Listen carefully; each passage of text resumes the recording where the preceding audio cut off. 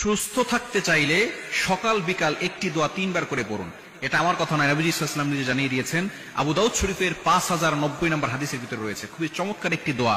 নবীজি সাল্লাল্লাহু আলাইহি ওয়াসাল্লাম এই দোয়ার আমলটা নিজে করতেন।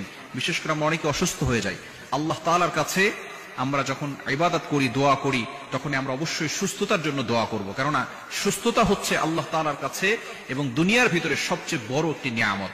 আপনি যখন সুস্থ থাকতে পারবেন তখনই কিন্তু আপনি আল্লাহ তাআলার ইবাদত করতে পারবেন।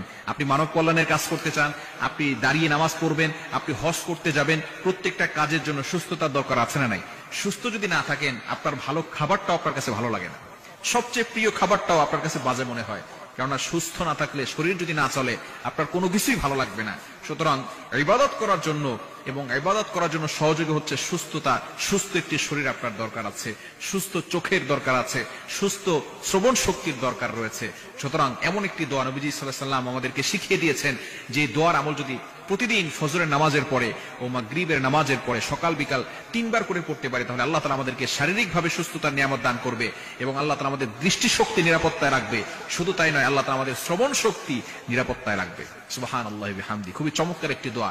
এই দোয়াটা আবু দাউদ শরীফের 5090 নম্বর হাদিসের ভিতরে রয়েছে। নবীজি সাল্লাল্লাহু আলাইহি ওয়াসাল্লাম জানিয়ে দিয়েছেন এই দোয়াটি করবেন। আল্লাহুম্মা আফিনি ফি বাদানি, আল্লাহুম্মা আফিনি ফি সামঈ, আল্লাহুম্মা আফিনি ফি বাসারি, লা ইলাহা ইল্লা আনতা। খুবই চমৎকার একটি দোয়া। দোয়ার ভিতরে আপনি আল্লাহকে বলছেন, আল্লাহ আমাকে তুমি শারীরিকভাবে নিরাপত্তায় রাখো, আয় আল্লাহ তুমি আমার দৃষ্টিশক্তি নিরাপত্তায় রাখো, আয় আল্লাহ তুমি আমার শ্রবণ শক্তি নিরাপত্তায় রাখো। আপনি আল্লাহর কাছে সুস্থ থাকার জন্য দোয়া করছেন। কি চমৎকার দোয়া আমাদেরকে শিক্ষা দিয়েছেন আল্লাহ তাআলা নবীজি সাল্লাল্লাহু আলাইহি ওয়াসাল্লামের মাধ্যমে। আল্লাহ তাআলা নবী সাল্লাল্লাহু আলাইহি ওয়াসাল্লাম যে কথাগুলো বলতেন, নিজে থেকে বানিয়ে বলতেন, আল্লাহ তাআলা ওহীর মাধ্যমে জানিয়ে দিতেন, সেটা নবীজি সাল্লাল্লাহু আলাইহি ওয়াসাল্লাম আমাদের কাছে প্রচার করতেন। সুতরাং লা ইলাহা ইল্লা আনতা, শেষ শব্দটি হচ্ছে আল্লাহ, তুমি ছাড়া কেউ নাই। লা ইলাহা ইল্লা আনতা, তুমি আমাদের প্রভু, তুমি আমাদের সৃষ্টিকর্তা। আপনি আল্লাহর কাছে দোয়া করছেন। এই দোয়াটা প্রতিদিন মাস্ট বি করবেন। ফজরের নামাজ পড়বেন, মাগরিবের নামাজ পড়ে এই দোয়াটা করবেন। দুঃখজনক হলেও সত্য, ফজরের নামাজের সময় দোয়া করবো কি, ফজরের নামাজে তো পড়ি না। অনেক মানুষ এমন রয়েছে, এখন যদি হাত তুলতে বলি কয়জন হাত তুলবে আল্লাহ ভালো জানে। অনেকে আমরা ফজরের নামাজ পড়ি না। ফজরের নামাজ পড়বেন। ফজরের নামাজ মানুষকে মুনাফিক থেকে মুক্ত করে। কেননা মুনাফিকের লিস্ট যদি থাকে, তাহলে সেখানে যে ব্যক্তি ফজরের নামাজ পড়বে সেই লিস্ট থেকে তার নাম কাটা হবে। আল্লাহ পাক রব্বুল আলামিন তার নামটাকে মুমিনদের খাতায় উঠিয়ে দিবেন, সে মুমিন হয়ে যাবে। সুতরাং ফজরের নামাজ যারা পড়ে না, তারা হচ্ছে মুনাফিকের সাথে সাদৃশ্য। এজন্য অবশ্যই আমরা ফজরের নামাজ পড়ব।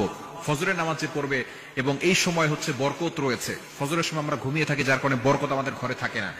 নবীজি সাল্লাল্লাহু আলাইহি ওয়াসাল্লাম দোয়া করেছেন, আল্লাহুম্মা বারিক লি উম্মতি ফি বুকুরিহা, আয় আল্লাহ আমার উম্মতের সকালটা তুমি বরকতময় করে দাও, আমার উম্মতের সকালটা বরকতময় করে দাও।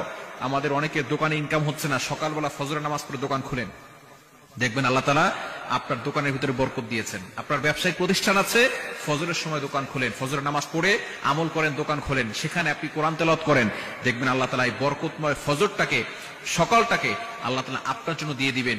আল্লাহ তাআলা বরকত আপনার প্রত্যেকটা জায়গায় জায়গায় বরকত দিয়ে দিবেন। সুতরাং বরকত পাওয়ার জন্য ফজরের নামাজ পড়ে আমল করার দরকার আছে না নাই? বিশেষ করে এই দোয়াটা আমল করবো, তাহলে আল্লাহ তাআলা শারীরিকভাবে আমাদেরকে সুস্থতা দান করবেন, শ্রবণ শক্তি আল্লাহ তাআলা নিরাপত্তায় রাখবেন। শুধু তাই না, আল্লাহ তাআলা দৃষ্টিশক্তিও নিরাপত্তায় রাখবেন। আল্লাহুম্মা আফিনি ফি বাদানি, আল্লাহুম্মা আফিনি ফি সামঈ, আল্লাহুম্মা আফিনি ফি বাসারি, লা ইলাহা ইল্লা আনতা। এই দোয়াটা পড়লে আল্লাহ পাক রব্বুল আলামিন শারীরিকভাবে বান্দাকে সুস্থতার নিয়ামত দান করবে।